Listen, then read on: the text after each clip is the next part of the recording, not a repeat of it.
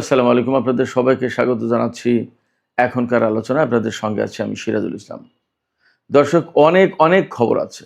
মার্কিন president Donald Trump বলেছেন ৪৮ ঘন্টার ভেতরে যদি ইরান হরমুজ প্রণালী খুলে দেওয়ার ব্যাপারে চুক্তি না করে তাহলে ইরানের উপরে ভয়াবহ হামলা চালানো হবে। তিনি একই সাথে আশাবাদ ব্যক্ত করেছেন যে খুব শিগগিরই ইরানের সাথে একটা ফাইন সুন্দর একটা চুক্তি হচ্ছে। তিনি যে হুমকি দিলেন আবার চুক্তির কথা বললেন, আসলে কি হচ্ছে? এটা দ্বিচারিতা, দ্বিমুখী কথাবার্তা হয়ে গেল না? আমি একবার শুরুটা প্রশ্ন দিয়েই করলাম। এপাশে একটি সূত্র থেকে জানলাম ইরান হরমুজ প্রণালী খুলে দেওয়ার ব্যাপারে নতুন করে শর্ত আরোপ করেছে। সেই শর্ত পূরণ হলে তবেই ইরান হরমুজ প্রণালী খুলবে। কিন্তু আলোচনাটা হচ্ছে কার সাথে? ইরান তো বলছে আমেরিকার সাথে তাদের কোনো আলোচনা হচ্ছে না। তাহলে আলোচনাটা হচ্ছে কার সাথে? সে এক দারুণ প্রশ্ন। এদিকে লোহিত সাগরে ভারতের একটি তেলবাহী জাহাজে হামলা চালিয়েছে ইয়েমেনের হুথি যোদ্ধারা এবং জাহাজটি ডুবেই গেছে। সৌদি আরবের আরেকটি তেলবাহী জাহাজে হামলা চালিয়েছে হুথিরা। তবে পাকিস্তানের জাহাজের ব্যাপারে কি হচ্ছে, তাদের কি ভূমিকা, সেটা আর একটা প্রশ্ন। এদিকে গত রাতে খবর দিয়েছিলাম সৌদি আরবের নাজরান বিমানবন্দরে হুথিরা হামলা চালিয়েছে। তার ফলো আপ হচ্ছে সেই ড্রোন হামলায় বিমানবন্দরের প্রধান যে র্যাডার সিস্টেম সেটা মারাত্মকভাবে ক্ষতিগ্রস্ত হয়েছে। বিমান ওঠানামার সমস্ত সব কিছু বন্ধ আছে। অনির্দিষ্টকালের জন্য বিমানবন্দরের কার্যক্রম বন্ধ ঘোষণা করা হয়েছে। অন্য সূত্র থেকে খবর পাওয়া যাচ্ছে সৌদি আরবের সাথে ইয়েমেনের পর্দার আড়ালে আলোচনা হচ্ছে। এই আলোচনা কিভাবে হচ্ছে? মধ্যস্থতা করছে কে? গত রাতে দুবাইয়ের জেবেল আলী শিল্প অঞ্চল সেখানে হামলা হয়েছে। অন্তত 7টা বিস্ফোরণের ঘটনা ঘটেছে। কারা এই হামলার পেছনে এখনো পরিষ্কার না। এই যে মধ্যপ্রাচ্যকে ঘিরে এত দ্বন্দ্ব, হুমকি, যুদ্ধ, সংঘাত, এর ভেতরে কিন্তু আশ্চর্যজনক একটা ঘটনা ঘটেছে। সেটি হচ্ছে তেলের দাম কমেছে। দুই ধরনের তেলের দাম, ব্রেন্ট ক্রুড এবং ওয়েস্ট টেক্সাস ইন্টারমিডিয়েট, দুই ধরনের তেলের দামই 5% কমেছে। এশিয়ার বাজারে যে সমস্ত স্টক এক্সচেঞ্জ সেখানে লাভ দিয়েছে ঊর্ধ্বমুখী। সুপ্রিয় দর্শক, এই সব বিষয় নিয়েই এখনকার আলোচনা। আশা করি আলোচনা থেকে অনেক অনেক তথ্য পাবেন এবং আলোচনা ভালোও লাগবে। শেষ পর্যন্ত সঙ্গে থাকুন এবং লাইক, কমেন্ট, শেয়ার করে আমাদের চ্যানেলটিকে এগিয়ে যাওয়ার জন্য আপনারা সবাই পাশেই থাকুন। দর্শক, চলুন বিস্তারিত আলোচনা করি। প্রথমেই মহামতি ডোনাল্ড ট্রাম্পকে দিয়ে শুরু করি। তিনি 2টা বক্তব্য দিয়েছেন। একটা বক্তব্য হচ্ছে ইরান চুক্তির জন্য পাগল হয়ে গেছে, চুক্তির জন্য আমেরিকার পিছনে পিছনে ঘুরছে, এবং তিনি বর্ণনা দিচ্ছেন যে শনিবারে যে হামলা চালাতে চেয়েছিলেন সেই ব্যাপারে বলছেন যে ইরান আমাদেরকে ফোন করলো, তারা আমাদের কাছে অতি বিনয়ের সাথে, তিনি ঠিক এইভাবে বলছেন, অতি বিনয়ের সাথে আমাদেরকে অনুরোধ করলো যে একটু আলোচনা করা যায়, প্লিজ, আলোচনার সুযোগ আছে, যদি থাকে তাহলে আমরা একটা চুক্তি করতে চাই, আপনারা হামলা বন্ধ করেন। এই অনুরোধের পর আমি হামলা বন্ধ করলাম। এখন তাদের সাথে চুক্তি হবে। আগামী 48 ঘন্টার ভেতরে এই চুক্তি হয়ে যাবে। যদি চুক্তি না হয় তাহলে কিন্তু তাদের উপরে ভয়াবহ হামলা চালানো হবে। দ্বিতীয় বিশ্বযুদ্ধের পরে এত বড় হামলা আর হয়নি, এইরকম হামলা চালাবো। খেয়াল করুন, তিনি বলছেন ইরান হামলা বন্ধ করার জন্য অনুনয় বিনয় করেছেন, চুক্তির কথা বলেছেন, আবার বলছেন যে যদি চুক্তি না করে তাহলে দ্বিতীয় বিশ্বযুদ্ধের পরে সবচেয়ে বড় হামলা হবে। তাহলে কি করে ভাই? এ কথা মিলল না তো। যারা চুক্তির জন্য বা হামলা বন্ধের জন্য অনুনয় বিনয় করে তারা তো চুক্তি করে ফেলতো এতক্ষণ, তাদের কি হুমকি দেওয়া লাগে? আসলে ডোনাল্ড ট্রাম্পের কথা মিলছে না, মেলে না, কিন্তু তবু আমাদের শুনতে হয় এই কারণে যে ঘটনার এক সাইডের নায়ক বা খলনায়ক যাই বলি, ট্রাম্প তো বটেই। তিনি কি বলছেন, কি করছেন, কোন দিকে যাচ্ছেন, তার পদক্ষেপগুলো কি কি, এগুলো তো ফলো করার একটা ব্যাপার থাকেই। আফটার অল এই যুদ্ধ তো তারাই শুরু করেছে। যুদ্ধের একটা বিগ পার্ট আমেরিকা এবং ডোনাল্ড ট্রাম্প।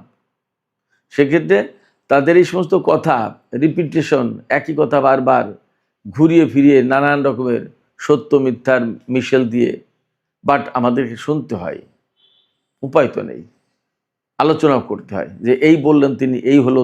তো সেক্ষেত্রে তিনি যে কথা বলছে যে 48 ঘন্টার ভিতরে চুক্তি হয়ে যাবে এবং হুমকি দিচ্ছেন, এই হুমকি যতক্ষণ পর্যন্ত বন্ধ না হবে ততক্ষণ পর্যন্ত আলোচনায় যাবে না, চুক্তি হবে না ইরান। এটা ইরানের পক্ষ থেকে বক্তব্য।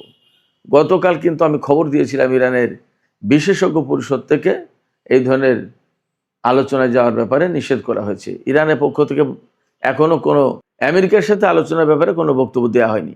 এবং এই আলোচনার যে ব্যাপারটা, ডোনাল্ড ট্রাম্প এমনভাবে কথা বলছে, মার্কিন পররাষ্ট্রমন্ত্রী মার্কো রুবিও এমনভাবে কথা বলছে, মার্কিন অর্থমন্ত্রী বেসেন্ট এমনভাবে কথা বলছে, মনে হচ্ছে যেন চুক্তি হয়ে যাচ্ছে, আলোচনা হচ্ছে, দুই পক্ষ কাতারে বা পাকিস্তানে বা দুবাইয়ে কোথাও না কোথাও বসে গেছে, ব্যাপক আলোচনা চলছে, এরকম মনে হচ্ছে। কিন্তু ইরানের দিকে তাকালে একেবারে টোটালি অফ, কিছুই নেই। তারা বলছে যে এই আলোচনা হচ্ছে ওমানের সাথে আমাদের, এবং এটা সম্পূর্ণভাবে ওমানের সাথে আমাদের এই হরমুজ প্রণালী আমরা কিভাবে ব্যবহার করব, ভাগ করব, এই বিষয়টা নিয়ে আমেরিকার সাথে কোনো সম্পর্ক নেই।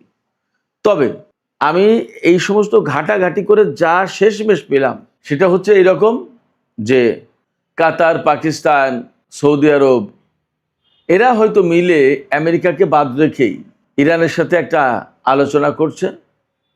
হয়তো সেখানে আমেরিকার মতামত তাদের কাছে আছে যে তারা কি কি নিয়ে কথা বলতে চায়, কোনভাবে কথা বলে তাদের সন্তুষ্টি আসবে, ইত্যাদি ইত্যাদি। বাট ইরান আমেরিকার সাথে কোনো আলোচনায় যে নেই এটা মোটামুটি পরিষ্কার। তো এই যে আলোচনা চলছে বলে আমি যা বুঝলাম, কারণ হরমুজ প্রণালী তো খুলতে হবে, আজ হোক কাল হোক, কোন ফর্মুলায় খুলবে? এখানে এই হরমুজ প্রণালী ব্যবহার করে তো কাতার তার তেল গ্যাস রপ্তানি করে, কুয়েত, বাহরাইন, সৌদি, ইরাক, সংযুক্ত আরব আমিরাত সবাই। সেক্ষেত্রে হরমুজ প্রণালী তো এই আঞ্চলিক দেশগুলোর জন্য খোলা প্রয়োজন। হয়তো তারা মিলে আলোচনা করছে, সেখানে ইরান শর্ত দিয়েছে। আমি আপনাদেরকে 4টা শর্ত জানাচ্ছি, খুব ইন্টারেস্টিং। হরমুজ প্রণালী এলাকা থেকে আমেরিকার নৌ অবরোধ ইমিডিয়েটলি, খুবই দ্রুত তুলে নিতে হবে, নাম্বার 1। নাম্বার 2, ইরানের তেল, গ্যাস এবং তেলজাত পণ্য যে রপ্তানি করে এটার উপরে আমেরিকার যে নিষেধাজ্ঞা আছে সেই নিষেধাজ্ঞা তুলে নিতে হবে। 3 হচ্ছে হরমুজ প্রণালী দিয়ে যে সমস্ত জাহাজ চলাচল করবে তাদের উপর থেকে ফি আদায় করবে, সে যে নামেই হোক না কেন, এই ফি আদায় করবে ইরান এবং এটা বৈধ বলে মেনে নিতে হবে। নাম্বার 4, হরমুজ প্রণালী দিয়ে পারস্য উপসাগরের যে সমস্ত জাহাজ প্রবেশ করবে, ঢুকবে, সেই সমস্ত জাহাজের উপরে পূর্ণ কন্ট্রোল থাকবে ইরানের। অর্থাৎ কোনটা যাবে, কোনটা ঢুকতে পারবে, কোনটা ঢুকতে পারবে না, এটা ইরান ঠিক করবে। আর যে সমস্ত জাহাজ পারস্য উপসাগর থেকে বের হবে তাদের উপরেও অবজারভেশন চালাতে পারবে, তাদের দেখভাল করবে বা তাদের উপর পর্যবেক্ষণ চালাতে পারবে ইরান। এই 4টা শর্ত মেনে নিতে হবে, তাহলে ইরান হরমুজ প্রণালী খুলে দেবে। এখন এই বিষয়গুলো এই যারা আলোচনা করছে, মধ্যপ্রাচ্যের উপসাগরীয় অঞ্চলের দেশের যে সমস্ত নেতারা আলোচনা করছে, হয়তো তারা মেনে নিতে বাধ্য হবে, উপায় তো নেই। তা না হলে তো হরমুজ প্রণালী খুলছে না এবং তাদের ব্যবসা বাণিজ্য সমস্ত সবকিছু শেষ। গতকাল বলেছিলাম আরামকোর সিও তিনি জানিয়েছেন কি, যে এই যুদ্ধ শুরুর পর থেকে পর্যন্ত, অর্থাৎ হরমুজ প্রণালী বন্ধের পর থেকে পর্যন্ত 260 কোটি ব্যারেল তেল আন্তর্জাতিক বাজারে যেতে পারেনি। এখন পরিস্থিতি আরও খারাপ। আমি একটু আগেই বলেছি যে ইয়েমেনের হুতিরা বাব আল মানদেব প্রণালী এবং লোহিত সাগরে যেটা অবরোধ আরোপ করেছে, যে সেখান থেকে সৌদি আরবের কোনো জাহাজ যেতে আসতে পারবে না, সৌদি বন্দর থেকে কোনো জাহাজ তেল নিয়ে বের হতে পারবে না, বাব আল মানদেব প্রণালীতে যেতে পারবে না। এই অবরোধের আওতায় এ পর্যন্ত 8টি জাহাজে তারা হামলা চালিয়েছে, 29টি জাহাজ ফিরিয়ে দিয়েছে যে যেতে পারবে না, পিছাও। আর গতকালকেই সৌদি আরবের একটি তেল ট্যাঙ্কারে হামলা চালিয়েছে এবং ভারতের একটি তেল ট্যাঙ্কারে হামলা চালিয়েছে। ভারতের তেল ট্যাঙ্কারে হামলার পর সেখান থেকে 13 জন নাবিককে উদ্ধার করেছে, বাট তেল ট্যাঙ্কারটা ডুবে গেছে। পরিস্থিতি কিন্তু ভালো না। এতদিন হরমুজ ছিল, এখন হরমুজের পাশাপাশি বাব আল মানদেব প্রণালী, লোহিত সাগর, এই সংকটে। সেক্ষেত্রে তেলের বাজার, বিশ্ব অর্থনীতি হবে কি? খুলতে হবে, না খুললে তো উপায় নেই। এবং এটা যে আমেরিকার শক্তি প্রয়োগের মাধ্যমে সামরিক উপায়ে খুলবে সেটা সম্ভব না, দুটো কারণে। যদি তারা পারতো এতদিন খুলে ফেলতো, তারা পারেনি বলেই খুলতে পারেনি। সেই সামরিক সক্ষমতা আমেরিকার এখন নেই। আর দুই হচ্ছে যে যুদ্ধ শুরু করলে হরমুজ প্রণালীতে এটা তো নিরাপদ হবে না কোনোদিন, চলতেই থাকবে যুদ্ধ। কতদিন? আপনি যতক্ষণ পর্যন্ত ইরানকে সারেন্ডার করাতে না পারবেন ততদিন পর্যন্ত যুদ্ধ চলবে। ইরানকে সারেন্ডার করানো কি খুব সহজ কথা? মোটেই না। ফলে ইরান এখানে বিশেষ একটা সুবিধাপ্রাপ্ত দেশ হিসেবে পরিগণিত হচ্ছে, তাতে কোনো সন্দেহ নেই। এই জায়গা থেকে হরমুজ প্রণালী যদি খুলতেই হয় তাহলে ইরানের সাথে সমঝোতায় আসতে হবে। ওই যে হুমকি দেওয়ার ভাষা, যে না খুললে এত হামলা চালাবো, অমুক করবো, তমুক করবো, এই সমস্তগুলো দিলে কাজ হবে না। ইরান বলেই দিয়েছে কোনো হুমকি ধমকিতে ইরান হরমুজ প্রণালী খুলবে না। পাশাপাশি গতকাল যে ইরানের বিশেষজ্ঞ পরিষদ থেকে বলা হলো যে এটা নিয়ে কোনো আলোচনা হবে না, এটা কিন্তু অনেক বড় ব্যাপার। সেক্ষেত্রে আমেরিকার সাথে যদি চুক্তি না হয়, এই অঞ্চলের দেশগুলোর সাথে যদি ইরানের চুক্তি হয় এবং এই অঞ্চলের দেশগুলো যদি আমেরিকাকে বাধ্য করে যে ভাই তোমার অবরোধ সরাও, আমরা আর পারছি না, তাহলে সে কিন্তু বাধ্য সরাতে। এরই ভিতরে খবর পাওয়া যাচ্ছে নতুন করে সৌদি আরব তার ঘাঁটি এবং মাটি ব্যবহার করতে দিতে চায়নি আমেরিকাকে। সেদিনের যে হামলা, সেই হামলায় তো প্রধানত সৌদি যুবরাজ মোহাম্মদ বিন সালমান ডোনাল্ড ট্রাম্পকে ফোন করে ঠেকিয়েছে যে এই হামলা করলে একদম সর্বনাশ হয়ে যাবে, খবরদার।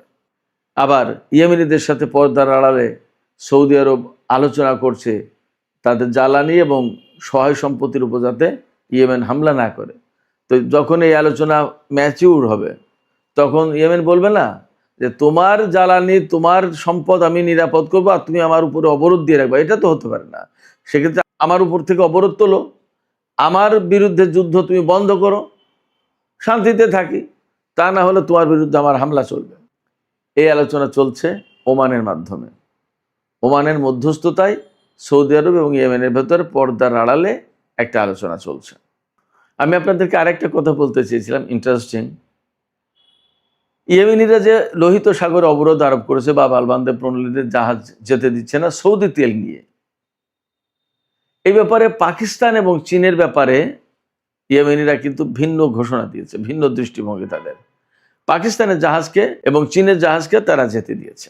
এই পর্যন্ত যতদূর জানতে পারলাম, সৌদি আরব থেকে তেল নিয়ে চীনের 21টি জাহাজ বাব আল মানদেব প্রণালী পার হয়েছে, যতদূর মনে পড়ছে, যতদূর জানতে পারলাম। এবং পাকিস্তানেরও একটা দুটো জাহাজ পার হয়েছে, এদের সাথে এক ধরনের সমঝোতা হয়েছে। বাট মোটা দাগে সৌদি আরবের কোনো তেল এবং সৌদি আরবের কোনো জাহাজ ইয়েমেনিদের সম্মতি ছাড়া বের হতে পারছে না, বের হতে পারবে না। এদিকে গত রাতে দুবাইয়ের জেবেল আলী বন্দর এবং জেবেল আলী শিল্পাঞ্চল, এই শিল্পাঞ্চল, এখানে সারা বিশ্বের খুব নামি দামি বড় বড় বহু কোম্পানির অফিস আছে, কারখানা আছে। এখানে হামলা হয়েছে, অন্তত সাতটি বিস্ফোরণ হয়েছে। এই বিস্ফোরণ এবং এই হামলা কারা করেছে এটা পরিষ্কার না, তবে ধারণা করা হচ্ছে বা অনেকেই সন্দেহ করছে যে ইয়েমেনের হুতিরা করে থাকতে পারে। এই হামলার অর্থাৎ বিস্ফোরণের পর কালো ধোঁয়ায় ছেয়ে যায়, ধোঁয়া এবং আগুনের কুণ্ডলি উঠতে দেখা যায়। এই বিষয়টা ভিডিও করার জন্য চেষ্টা করেছিল দুইজন ব্যক্তি, হয়তো কেউ কেউ আরও বেশি, বাট দুইজনকে আটক করা হয়েছে। ডোনাল্ড ট্রাম্পের হুমকি নিয়ে আমি আরেকটু কথা বলি। ডোনাল্ড ট্রাম্প যখন ইরানের বিরুদ্ধে হামলা চালানোর ব্যাপারে ব্যাপক হুমকি দিচ্ছেন যে যদি চুক্তি না করে তাহলে ইরানকে একেবারে ধ্বংস করে দেওয়া হবে। খুব বাস্তব কথা হচ্ছে কি জানেন, আমেরিকার আসলে সেই সক্ষমতা এখন নেই। গত রাতে আমরা একটা খবর দিয়েছিলাম, আমেরিকার কাছ থেকে তাদের দূরপাল্লার খুব গুরুত্বপূর্ণ দুটি ক্ষেপণাস্ত্র, আর্মি ট্যাকটিক্যাল মিসাইল এবং প্রিসিশন স্ট্রাইক মিসাইল, এই দুটো মিসাইল ব্যাপক মাত্রায় কমে গেছে। কিন্তু আজকে তার ফলো আপ রিপোর্ট কি জানেন? সিএনএন বলছে, সিএনএন কিন্তু আমেরিকার খুবই প্রভাবশালী একটি পত্রিকা, শুধু সিএনএন না, আরও অনেক পত্রপত্রিকা এবং গণমাধ্যম টেলিভিশন চ্যানেল বলছে যে আমেরিকার হাতে শুধু ওই দুটো ট্যাকটিক্যাল মিসাইল এবং প্রিসিশন স্ট্রাইক মিসাইল, এই দুটো শেষ হয়নি, থার্ড 80% শেষ, পেট্রিয়ট অর্ধেকের বেশি শেষ। আমেরিকার হাতে যুদ্ধের আগে 400 সামথিং থার্ড ক্ষেপণাস্ত্র ছিল, তার 80% শেষ হয়ে গেলে আর কয়টা আছে? পেট্রিয়ট 2000 সামথিং ছিল, তার অর্ধেকের বেশি শেষ হয়ে গেছে। আর ওই যে দুই রকম আর্মি ট্যাকটিক্যাল মিসাইল এবং প্রিসিশন স্ট্রাইক মিসাইল, যেটা এই দুটো তো প্রায় শেষের পথে। আরো অনেক, আরো কয়েকদিন আগে আমি একটা খবর দিয়েছিলাম যে ভারত মহাসাগরে অবস্থিত মার্কিন জাহাজ থেকে ক্ষেপণাস্ত্র ছোড়ার মতো ক্ষেপণাস্ত্র নেই। মধ্যপ্রাচ্যে বিভিন্ন জায়গায় যে হামলা হচ্ছে, সেই সব জায়গায় কিন্তু কোনো ডিফেন্স সিস্টেম নেই। যা টুকিটাকি ছিল সেগুলো তুলে নিয়ে চলে গেছে। মধ্যপ্রাচ্য মোটামুটি মুক্ত এখন ডিফেন্স সিস্টেম থেকে বলা যায়। এই অবস্থায় যদি আমেরিকা ইরানের উপর হামলা চালায়, তাহলে ইরান যে পাল্টা হামলা চালাবে, সেই হামলা ঠেকানোর মতো অবস্থা তাদের নেই। যার কারণে মার্কিন সামরিক বাহিনী প্রচণ্ড বিরোধিতা করেছে ডোনাল্ড ট্রাম্পকে, যে না স্যার, এই হামলা চালানো যাবে না, এই হামলা হলে ভয়ঙ্কর ক্ষতি হবে, ঠেকাবো কি দিয়ে? শুধু তাই না, মজার ব্যাপার হচ্ছে যে এই যুদ্ধকে কেন্দ্র করে 28শে ফেব্রুয়ারি যে যুদ্ধ শুরু হলো, সেই থেকে এই পর্যন্ত বহু সংখ্যক মার্কিন জেনারেল, কর্নেল, মেজর জেনারেল, বিভিন্ন পর্যায়ের বহু সংখ্যক সেনা কর্মকর্তাকে বহিষ্কার করা হয়েছে, পদত্যাগ করতে বাধ্য করা হয়েছে। কেউ এমনি পদত্যাগ করে চলে গেছে এই যুদ্ধকে কেন্দ্র করে, মানে বিশৃঙ্খলা, মিসম্যানেজমেন্টের কারণে। যুদ্ধ করে তো সামরিক বাহিনী, তাদের একটা সিস্টেম আছে। না যুদ্ধমন্ত্রী পিট হেগসেথ, না প্রেসিডেন্ট ডোনাল্ড ট্রাম্প, দুইজনের কেউই তো যুদ্ধ পরিচালনার অভিজ্ঞতা রাখে না, দক্ষতা রাখে না। ডোনাল্ড ট্রাম্প যুদ্ধ যেভাবে পরিচালনা করছে, সেটা হচ্ছে তার মনে যখন যা আসছে সেটা তিনি তাই করছেন। জেনারেলরা পাগল হয়ে যাচ্ছে যে কখন কোন অর্ডার দিয়ে বসে কিভাবে কি করব।